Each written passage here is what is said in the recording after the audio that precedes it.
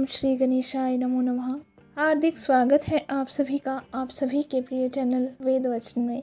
आज इस वीडियो में हम सब जानेंगे कि हम सब इस वर्ष सन 2023 में रमा एकादशी का व्रत कब कर रहे हैं, इस एकादशी का क्या महत्व है और साथ ही साथ रमा एकादशी के व्रत की क्या कथा है, यह सब मैं आप सभी को इस वीडियो में बताऊंगी। साथ ही जानेंगे इस व्रत का पारण हम कब करेंगे।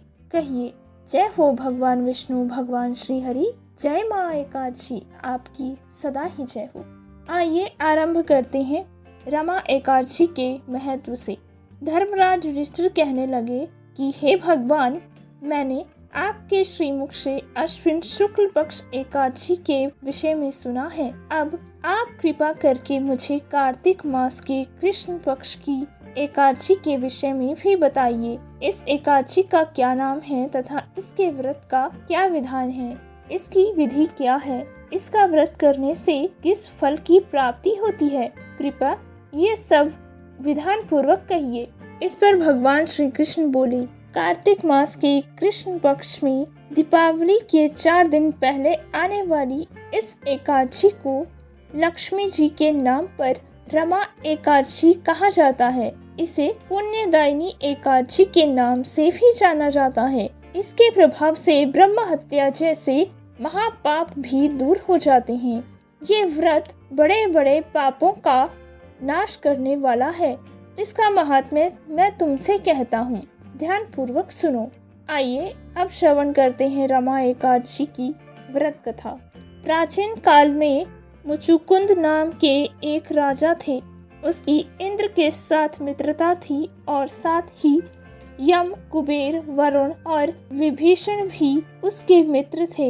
यह राजा बड़ा धर्मात्मा था, विष्णु भक्त और न्याय के साथ राज्य करता था। उस राजा की एक कन्या थी जिसका नाम चंद्रभागा था। उस कन्या का विवाह चंद्रसेन के पुत्र शोभन के साथ हुआ था। एक समय शोभन ससुराल आया। उन्हीं दिनों जल्दी ही रमा एकादशी भी आने वाली थी।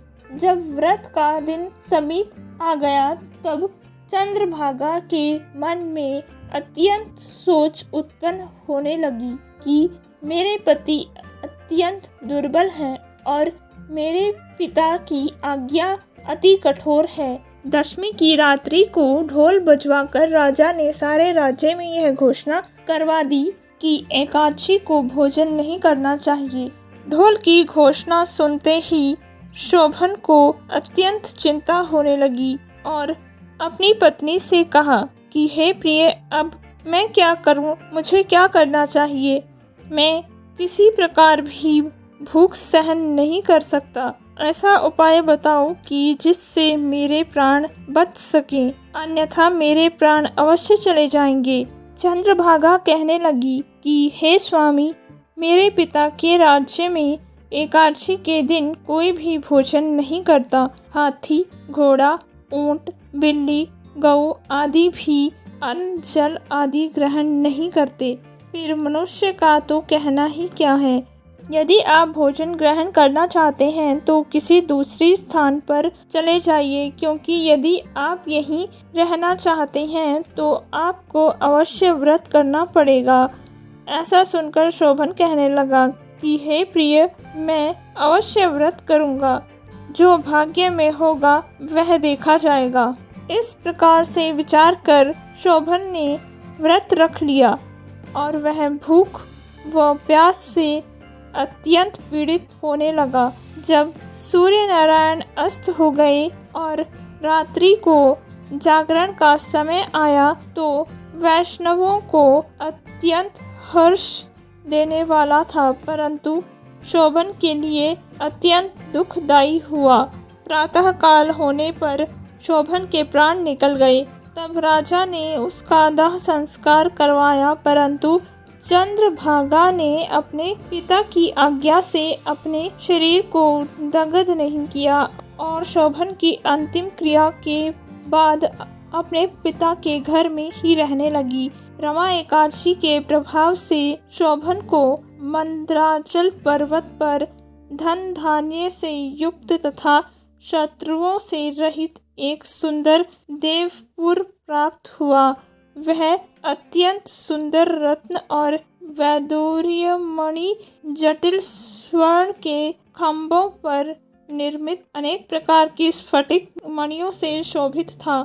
मणियों से शोभित भवन में बहुमूल्य वस्त्र, आभूषणों तथा छत्र व चंबर विभूषित गंधर्व और अप्सराओं से युक्त सिंहासन पर आरूढ़ ऐसा शोभायमान होता था मानो दूसरा इंद्र विराजमान हो। एक समय मंचुकुंद नगर में रहने वाले एक सोम शर्मा नामक ब्राह्मण तीर्थ यात्रा करता हुआ घूमते घूमते उधर जा निकला और उसने शोभन को पहचाना कि यह तो राजा का जमाई शोभन है। वह उसके निकट गया। शोभन भी उसे पहचान कर अपने आसन से उठकर उसके पास गया और प्रणाम किया। ब्राह्मण ने कहा, राजा मुचुकुंद और आपकी पत्नी कुशल हैं। नगर में भी सब प्रकार से कुशल है, परंतु हे राजन, हमें आश्चर्य हो रहा है।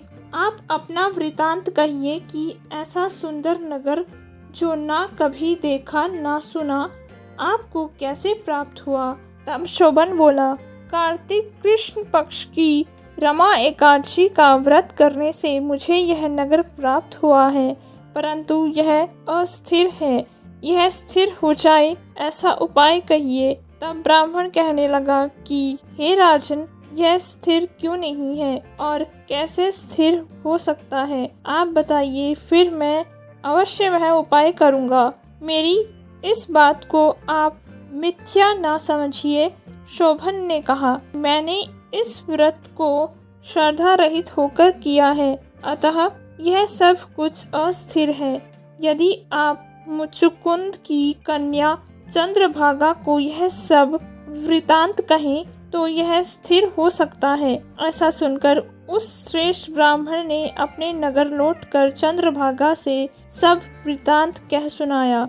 ब्राह्मण के वचन सुनकर चंद्रभागा बड़ी प्रसन्नता से ब्राह्मण से कहने लगी कि हे ब्राह्मण, यह सब बातें आपने प्रत्यक्ष देखी हैं या स्वप्न की बातें कर रहे हैं। ब्राह्मण कहने लगा, हे पुत्री, मैंने महावन में तुम्हारे पति को प्रत्यक्ष देखा है, साथ ही किसी से विजय न हो ऐसा देवताओं के नगर के समान उसका नगर भी देखा है। उन्होंने यह भी कहा कि यह स्थिर नहीं है। किस प्रकार वह स्थिर रह सके सो उपाय करना चाहिए। चंद्रभागा कहने लगी, हे विप्र, तुम मुझे वहाँ ले चलो। मुझे पतिदेव के दर्शन की तीव्र लालसा है। मैं अपने किए हुए पुण्य से उस नगर को स्थिर बना दूंगी। आप ऐसा कार्य कीजिए जिससे उनका हमारा संयोग हो, क्योंकि वियोग को मिला देना महान पुण्य है।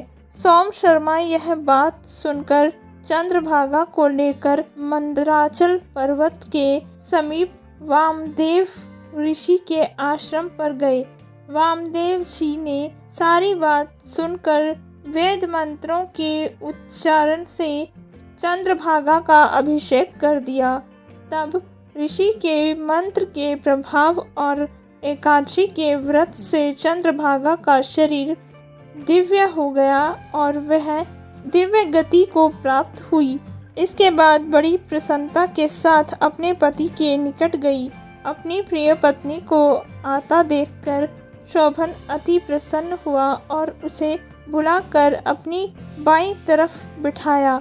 चंद्रभागा कहने लगी कि हे प्राणनाथ, आप मेरे पुण्य को ग्रहण कीजिए।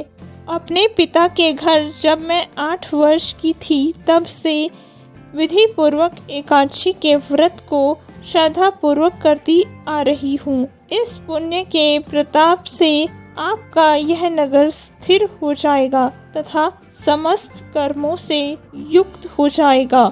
इस प्रकार चंद्रभागा ने दिव्य आभूषणों और वस्त्रों से सुशोभित होकर अपने पति के साथ आनंद पूर्वक जीवन बिताया।